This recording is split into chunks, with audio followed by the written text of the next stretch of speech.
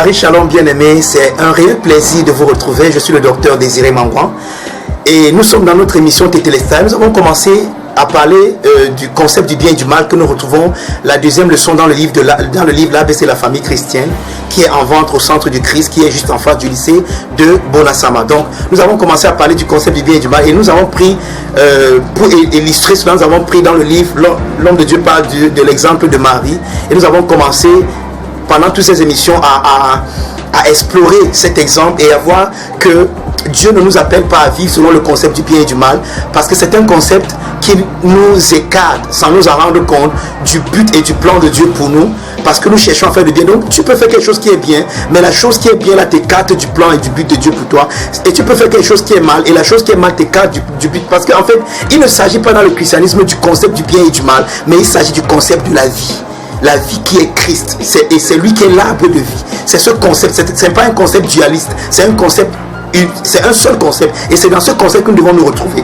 Mais à chaque fois que nous sommes dans le concept de la connaissance du bien et du mal, chaque fois que nous participons à ce concept, ce que cela produit, c'est la mort, que nous avons défini la dernière fois comme étant un concept ou alors une mauvaise vision, une mauvaise perception d'une situation. Lorsque vous êtes dans une situation et que vous la percevez mal, alors cette mauvaise perception vous amène dans la mort. Donc, et c'est pour ça que l'apôtre Paul dit que nous ne connaissons plus désormais personne selon la chair. 2 Corinthiens 5 verset 16. Donc la connaissance charnelle amène toujours la mort.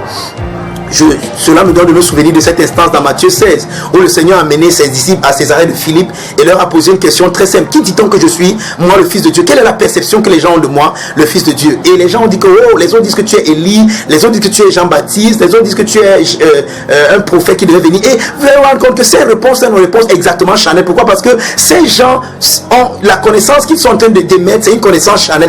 Ils jugent la perception qu'ils ont, c'est une perception charnelle de la situation ou bien de la personne de Jésus. Mais il s'est tourné vers eux, il a dit: et vous, qui dites-vous que je suis? Et ils ont dit: toi, Pierre a dit: toi tu es le Christ, le Fils du Dieu vivant. Et Jésus de lui dit: tu es heureux Simon, parce que ce n'est pas la chair et le sang qui t'ont révélé cela, mais c'est mon Père qui est dans les cieux. Ça veut dire quoi? Ça veut dire que tu ne peux pas être heureux tant que tu ne marches pas la perception charnelle d'une situation bien de toi-même. C'est pour ça que Jésus dit à Pierre: tu es heureux parce que ce n'est pas la chair et le sang qui t'ont révélé cela. Donc chaque fois que tu as une révélation qui n'est pas selon la chair et le sang, alors tu es heureux, alors tu es béni, parce que c'est ça encore le mot. Tu ne peux pas être béni, tu ne peux pas jouir, manifester de la bénédiction de Dieu tant que tu as une perception charnelle de toi ou bien d'une situation. C'est vraiment important que nous le comprenions. Rentrons-nous dans notre livre. On nous dit: la grâce qu'a trouvée Marie auprès de Dieu, lui qui est la vie et qui est le principe de fonctionnement, était devant les hommes qui, dépourvus de la vie et de son principe, fonctionnent avec le principe du bien et du mal, une disgrâce. Marie a trouvé grâce aux yeux. Donc la situation de Marie était une grâce aux yeux de ceux qui fonctionnent avec la vie et une disgrâce aux yeux de ceux qui fonctionnent dans le concept du bien et du mal. Vous voyez la même situation.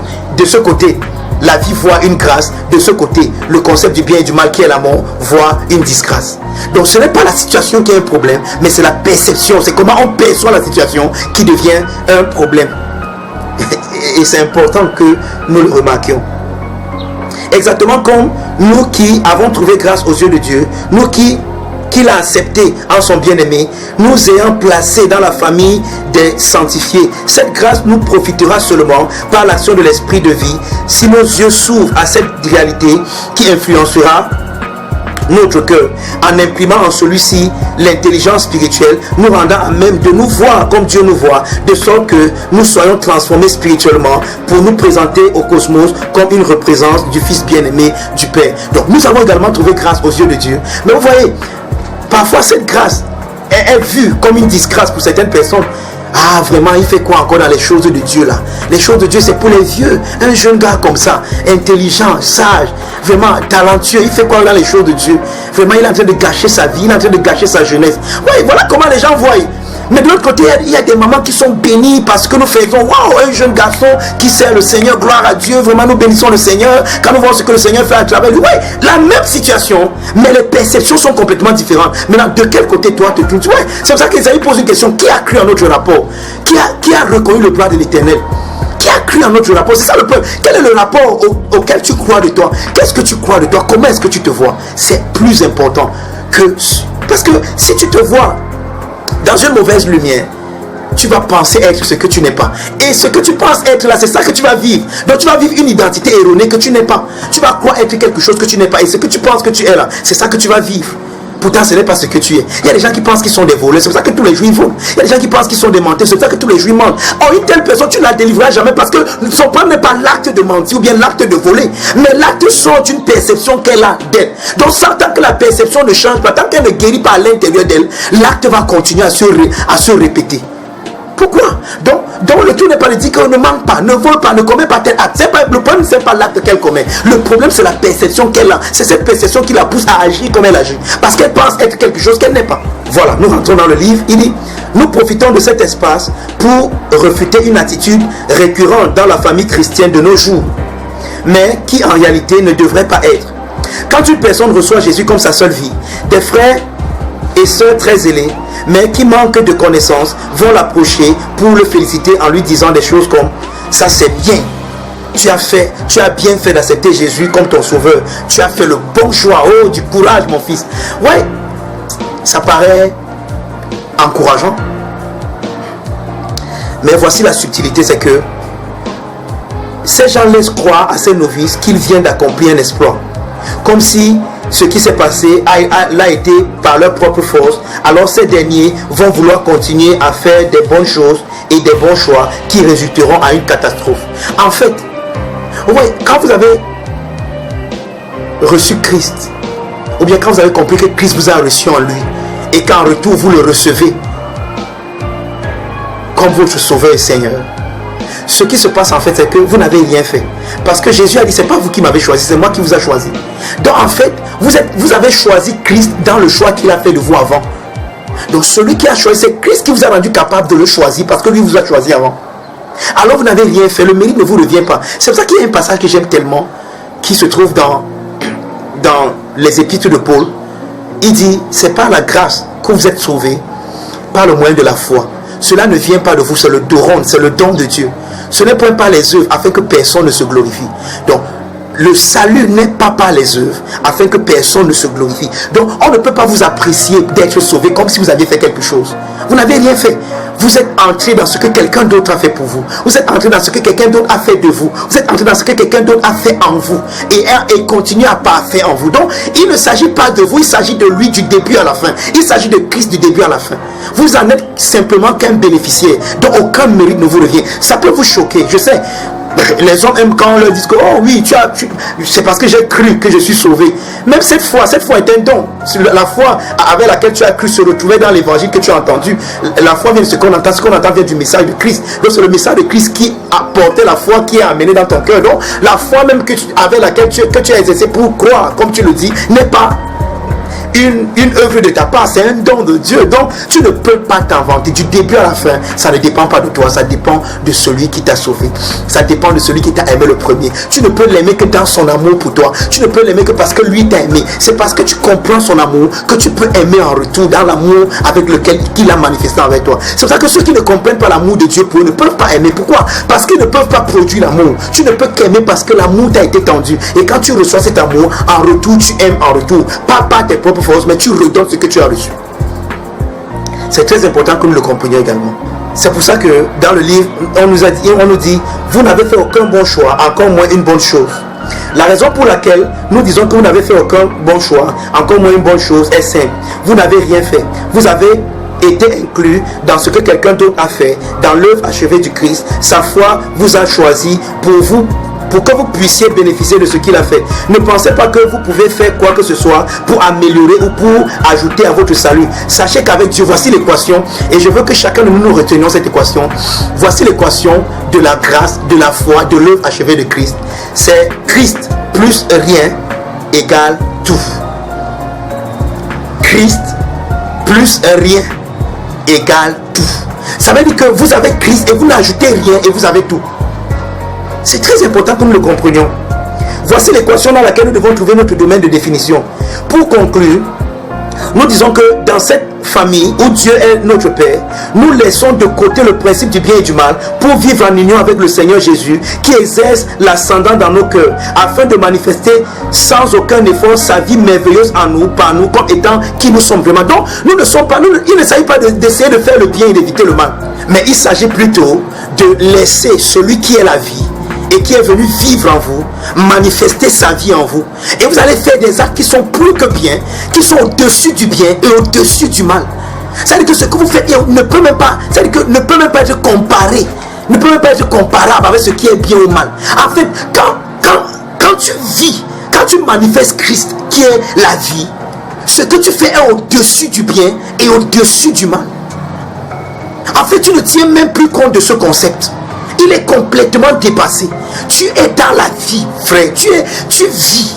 Ce que tu manifestes est la vie. Ce que tu manifestes donne la vie. Ça peut ne pas être bien pour celui qui est dans le concept du bien. Il peut penser que ce que tu as fait est mal. Mais sans s'en rendre compte, il est dans la vie. Ça lui donne la vie. Oh, c'est beau et extraordinaire de comprendre ces choses. Donc, dès l'instant où nous ajoutons quoi que ce soit à l'œuvre parfaitement achevée du Christ Jésus, nous changeons complètement l'équation qui a été énumérée plus haut et sans aucun contredit son résultat. Nous aurons plutôt Christ plus point d'interrogation égale rien. Or, le point d'interrogation là, on dit à la place du signe d'interrogation, vous pouvez mettre les bonnes œuvres. Donc, Christ plus mes bonnes œuvres égale rien. Christ plus mes jeûnes et mes prières égale rien. Christ plus ma dîme et mes offrandes égale rien. Christ plus mes régularités au service, mes assiduités aux réunions égale rien. Donc, si vous pensez qu'il y a quelque chose que vous pouvez faire pour ajouter à ce que Christ a fait, pour être maintenant plus parfait, alors vous êtes en train d'annuler ce que Christ a fait et vous n'avez plus rien. Mais alors, rien. Donc, le livre, l'homme de Dieu conclut cette leçon du principe du bien et du mal en disant: nous ne laissons pas croire que ces choses soient mauvaises en elles-mêmes. Donc, la dîme, les offrandes, la régularité au service, aller à l'église, jeûner, prier et jeûner, ce n'est pas mauvais. Mais si tu penses que parce que j'ai jeûné et prié, alors maintenant Dieu doit me faire ceci, ou alors parce que j'ai jeûné et prié, alors je mérite telle chose devant Dieu, alors en ce moment-là, ton jeûne t'enlève, t'écarte de ce que Christ a accompli pour toi. Et en ce moment, ton jeûne devient vain, obsolète. Il ne produit rien. Il produit la mort en toi. Tu as jeûné. Peut-être tout ce que tu peux bénéficier de ce jeûne, c'est que ça t'a permis de perdre un peu de poids, ainsi de suite. Mais tu n'as plus rien. Vous comprenez, c'est très important. Jeûner en lui-même n'est pas mauvais. Prier n'est pas mauvais. Mais tu peux prier avec la mauvaise perspective, avec le mauvais concept, avec la mauvaise perception. Maintenant, comme j'ai prié, Dieu est obligé de me donner. C'est pour ça que dans Matthieu 7, Jésus dit que ce ne sont pas ceux qui me disent Seigneur, Seigneur qui entreront, car ce jour-là, plusieurs viendront me dire Seigneur, n'avons-nous pas. Mais je leur disais, retirez-vous. Pourquoi? Parce que ces gens veulent mériter l'entrée dans le royaume. Ils veulent entrer dans le royaume et ils disent que nous avons fait des choses pour entrer. Donc, ils viennent présenter ce qu'ils ont fait comme étant ce qui leur donne le droit d'entrer. Pourtant, nous entrons parce que le roi du royaume, qui est la porte du royaume, qui est la porte des brebis, nous a ouvert la porte et il s'appelle Christ. Donc, ce n'est qu'en Christ que tu es dans le royaume. Ce n'est que dans l'œuvre que Christ a accompli que tu es dans le royaume, que tu es dans le règne de Dieu. Mais si tu penses que c'est parce que tu as fait ci ou bien tu as fait cela, alors ce que tu crois avoir fait est ce qui te disqualifie de bénéficier de la complétude, de la plénitude de ce que Christ a fait pour toi. Voilà, nous allons nous arrêter ici pour cette émission. Une fois encore, partagez cette vidéo, likez la page, partagez cette vidéo et faites-en bénéficier plusieurs personnes. Vous êtes bénis de toute bénédiction. À la prochaine édition de Tétélestai. Shalom.